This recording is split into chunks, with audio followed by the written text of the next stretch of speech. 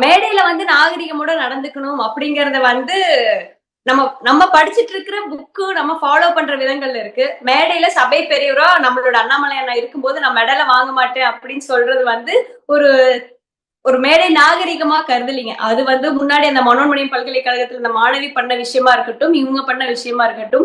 நான் பார்த்த விஷயம் எப்படின்னா, அந்த அந்த டி.ஆர்.பி. ராஜா அவருடைய மகனுக்கு வந்து அவங்களுக்குள்ளயே ஒரு இன்ஃபீரியாரிட்டி காம்ப்ளெக்ஸ் இருந்திருக்குமோ என்னமோ!